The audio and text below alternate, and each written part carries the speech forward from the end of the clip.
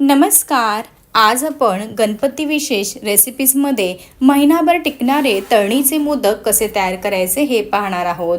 हा मोदक पाहणा किती मस्त असा कळीदार तयार झालेला आहे. हे मोदक अगदी बिस्किटसारखे खुसखुशीत तयार होतात. अजिबात तेलकट होत नाहीत. विशेष म्हणजे तळायला जास्तीचं तेलसुद्धा लागत नाही. आज आपण एक खास सारण तयार करून हे मोदक तयार केलेले असल्यामुळे महिनाभर हवाबंद डब्यामध्ये छान टिकतात. जास्तीचे वेळ ठेवल्यामुळे कोणत्याही प्रकारचा वाससुद्धा येत नाही. आज आपण हाताने पाकळ्या न पाडता कोणत्याही प्रकारचा साचा न वापरता एक भन्नाट ट्रिक वापरून हे कळीदार मोदक कसे तयार करायचे हे पाहणार आहोत. चला तर वेळ न घालवता रेसिपीला सुरुवात करूयात. जर तुम्हाला माझ्या रेसिपीज आवडत असतील तर चॅनलला जरूर सबस्क्राईब करा. त्यासोबतच बेल आयकॉन देखील प्रेस करा. अगदी निःशुल्क आहे. सर्वात आधी आपण मोदक तयार करण्यासाठी लागणारं पीठ भिजवून घेऊयात. त्यासाठी एक मिक्सिंग बाऊल घेतलेला आहे. बाऊलमध्ये 1 वाटी स्वच्छ चाळून घेतलेला मैदा घालायचा आहे. आता मी या ठिकाणी मैदा वापरला आहे. तुम्ही 1 वाटी गव्हाचं पीठसुद्धा वापरू शकता तुमच्या आवडीनुसार. आता ज्या वाटीने मैदा घेतला अगदी सेम त्याच वाटीने मोजून पाऊण वाटी बारीक रवा घ्यायचा आहे. लक्षात ठेवा 0 नंबरचा बारीक रव्याचाच वापर करायचा आहे. जाड रवा अजिबात वापरायचा नाही. लगेच चवीनुसार मीठ घालायचं आहे. घातलेलं मीठ अगदी व्यवस्थित मिक्स करून घेऊयात. आता आपला जो पोहे खाण्याचा चमचा असतो ना त्या चमच्याने 3 चमचे साजूक तूप मी तडका पॅनमध्ये काढून घेतलेलं आहे. आता हे जे तूप आहे ते चांगलं कडकडीत गरम करून घ्यायचं आहे. तुम्ही तुपाच्या ऐवजी तेलाचा वापरसुद्धा करू शकता.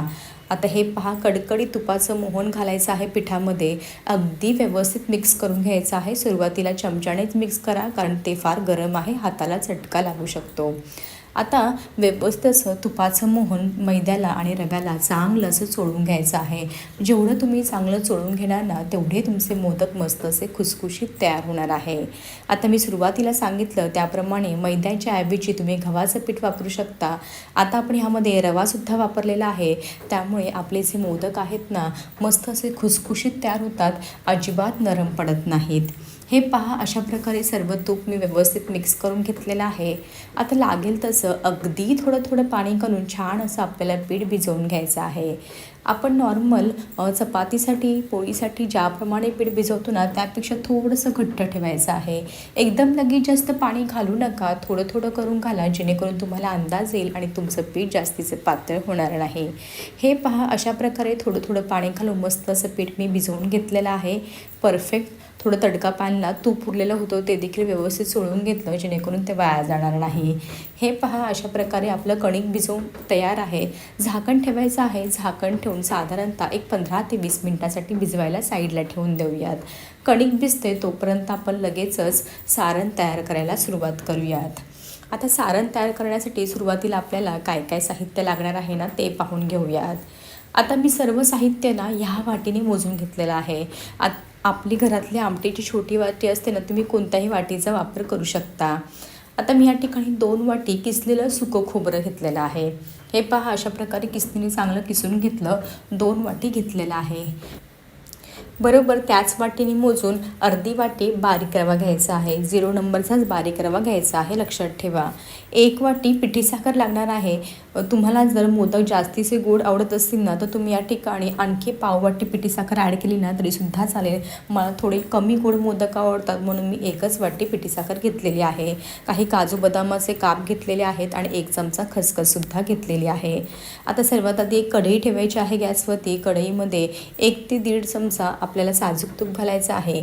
साजूक तूप चांगलं वितळलं की लगेचच घेतलेली 1 मोठा चमचा खसखस तुपामध्ये चांगली अशी खरपूस भाजून घ्यायची आहे. आता खसखस भाजून झाली की लगेचच काजू बदामाचे काप घालायचे आहेत. ते देखील चांगले तुपामध्ये भाजून घ्या. तुम्ही या ठिकाणी तुमच्या आवडीनुसार इतर सुकामेवासुद्धा ॲड करू शकता. हे पहा अशा प्रकारे खसखस आणि सुकामेवा चांगला असा मी तुपामध्ये परतून घेतलेला आहे.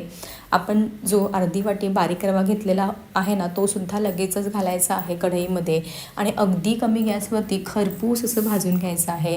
लक्षात ठेवा रवा भाजताना कुठेही गॅस मोठा किंवा मध्यम ठेवायचा नाही. अगदी कमी गॅसवरती भाजायचा. जेव्हा तुम्ही रवा अगदी मंद आचेवरती गुलाबी रंगावरती भाजणार ना तेव्हाच तुमचं सारण चविष्ट तयार होणार आहे. त्यामुळे तुमचे मोदक देखील खूपच असे चविष्ट तयार होतील. आता आपण हे जे सारण तयार करत आहोत ना, त्या सारणामुळे तुमचे मोदक महिनाभर हा बंद डब्यामध्ये छान टिकणार आहे, अजिबात खराब होत नाही. जर तुम्हाला ओल्या नारळाचं सारण तयार करायचं असेल ना, तर तुम्ही ते सारणसुद्धा तयार करू शकता. पण मला हे मोदक 15-20 दिवस तरी ठेवायचे आहे, त्यामुळे मी अशा प्रकारचं सारण तयार केलेलं आहे. असं सारणामुळे मोदक महिनाभर आरामशीर टिकतात. हे पहा, अगदी कमी गॅसवरती सतत हलवत गुलाबी रंगावरती मी रवा चांगला असा खरपूस भाजून घेतलेला आहे. आता आपण 2 वाटी किसलेलं जे सुकं खोबरं होतं ना, ते देखील लगेचच कढईमध्ये काढायचं आहे. यावेळी मात्र गॅसची फ्लेम अगदी कमी ठेवायची आहे. कमी गॅसवरती चांगलं असं सुकं खोबरं देखील परतून घ्यायचं आहे.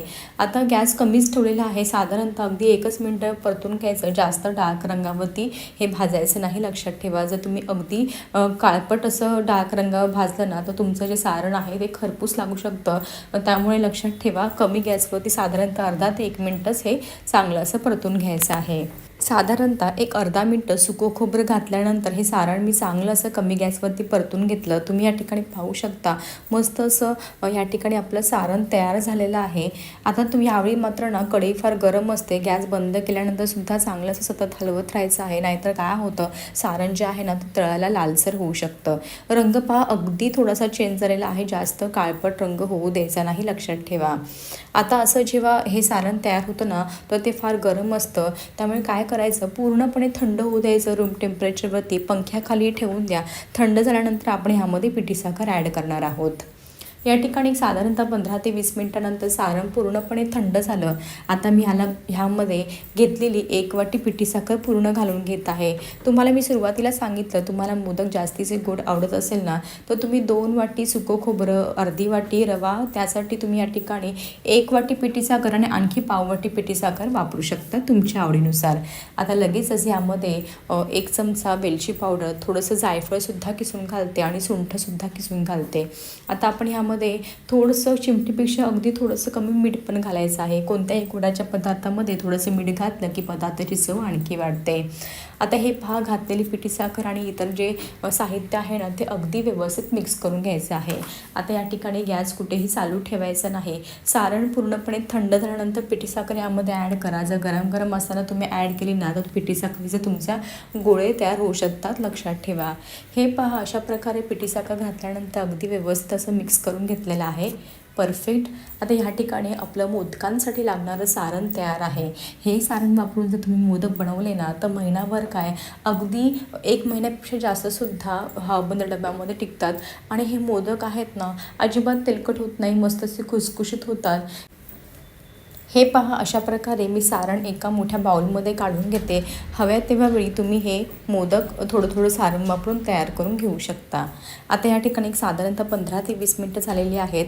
मळून घेतलेलं जे पीठ आहे ना, मोदकांसाठी लागणारं, ते अगदी छान असं भिजलेलं आहे. पुन्हा एकदा चांगलं असं 1-2 मिनिटं मळून घ्यायचं आहे. जर थोडंसं घट्ट झालं असेल ना, तर पाण्याचा हात घेऊन पुन्हा मळून घेतलं ना, तरी काहीच हरकत नाही. आता आपल्याला काय करायचं, मळून घेतलेल्या पिठामधून लिंबाच्या आकारापेक्षा थोडासा छोटा उंडा घेतलेला आहे. याची छान अशी पारी लाटून घ्यायची आहे. पारी लाटताना ना, जास्तीची पातळ न लाटता मध्यम जाडीची ठेवायची आहे.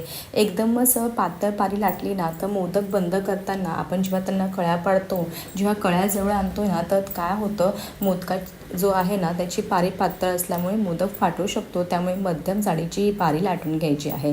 हे पहा, अशा प्रकारे पारी लाटून झालेली आहे. तर आज आपण अगदी सोप्या पद्धतीने आपला छोटा जो ग्लास असतो ना, त्या ग्लासवरती मोदक कसा तयार करायचा हे पाहणार आहोत. हे पहा, आता ही तयार केलेली जी पारी आहे ना, ती ग्लासवरती ठेवायची आहे. माझ्याकडे छोटा ग्लास होता म्हणून मी याचा वापर करत आहे. तुम्ही वाटी वापरून सुद्धा हे करू शकता. ग्लास आहे ना, छोटे छोटे ग्लास प्रत्येकाच्या घरी असतात. जर तुम्हाला मोठा मोदक बनवायचा असेल ना, तर मोठ्या ग्लासवरती सुद्धा तुम्ही हे तयार करून घेऊ शकता. पारी अशी ग्लासवर ठेवायची आहे. थोडासा मध्ये खड्डा करायचा आहे, म्हणजे कसं सारण आहे ना, अगदी छान असं भरलं जातं. आणि ग्लासवरती असे मोदक करायचे म्हटल्यावरती ना, छान अशी याची पोटलीसुद्धा बंद होते, कळ्यासुद्धा छान पडतात. हे पहा, अशा प्रकारे भरभरून सारण भरायचं आहे. सारण चांगलं हाताने प्रेस करून घ्यायचं आहे. आता व्हिडिओमध्ये दाखवते त्याप्रमाणे मोदकांना कळ्या पाडून घ्यायच्या आहेत. हे हे पहा, आपण जशी पोटली तयार करतो ना तशा प्रकारे हा मोदक बंद करून घ्यायचा आहे. ज्या कळ्या आहे ना त्या जवळ पाडायच्या आहेत. हे पहा, तुम्हाला दिसत असेल अशा प्रकारे ह्यांना जवळ कळ्या पाडून घ्यायच्या आहे. जेवढं तुम्ही हे जवळ पोटली बांधाल ना तेवढं तुमचा मोदक दिसायला फार सुंदर दिसतो. हे पहा, अशा प्रकारे सर्व कळ्या मी पाडून घेतलेल्या आहेत. आता व्हिडिओमध्ये दाखवते त्याप्रमाणे मोदक बंद करून घ्यायचा आहे. ग्लासवरती हा मोदक तयार केल्यामुळे ना मोदक असतो ना त्यांना कळ्या छान पडल्या जातात. त्यासोबतच मोदक जो असतो ना तो फाटतसुद्धा नाही. आता आपण मोदकांना कळ्या पडण्याची दुसरी पद्धत पाहूयात. पारी लाटून घेतलेली आहे आधीसारखी, मध्यम जाडीची लाटलेली आहे. 1-2 चमचे मधोमध सारण भरायचं आहे. सारण थोडंसं आजूबाजूला गेलं असेल तर ते एकत्र करायचं, म्हणजे तळताना मोदक फुटला जात नाही. आता पारीला ना आजूबाजूने थोडंसं पाणी लावायचं, म्हणजे कसं तळताना मोदक फाटत नाही आणि त्यासोबतच काय होतं, कळ्यासुद्धा छान पडल्या जातात. आता सुरुवातीला आपण ज्याप्रमाणे ग्लासवरती केलं ना त्याचप्रमाणे याची पोटली तयार करून घ्यायची आहे. पोटली तयार करताना कळ्या ज्या आहेत ना त्या जवळ पाडायच्या आहेत आणि शक्य होईल ना तेवढ्या असे एकत्र आणायच्या आहेत. मी व्हिडिओमध्ये दाखवते त्याप्रमाणे.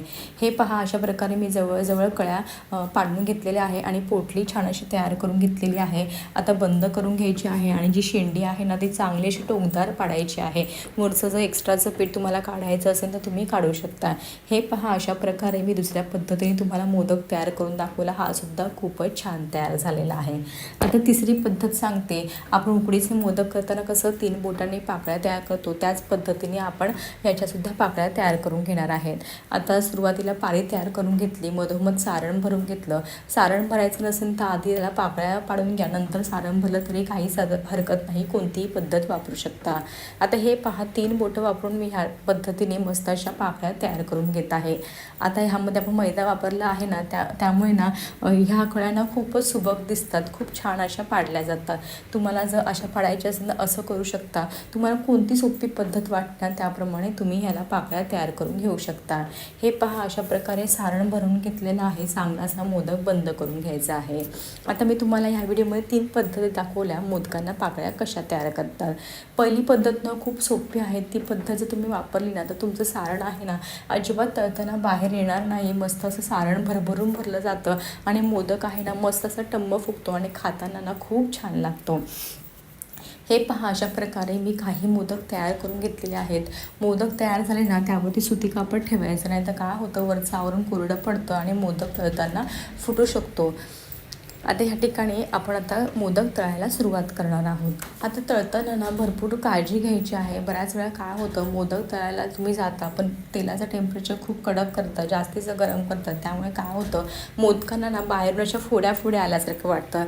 तसं अजिबात करायचं नाही. त्यामुळे मोदक तळताना टेम्परेचर अगदी मध्यम ठेवायचं आहे, जास्तीचं सुद्धा कमी ठेवायचं नाही.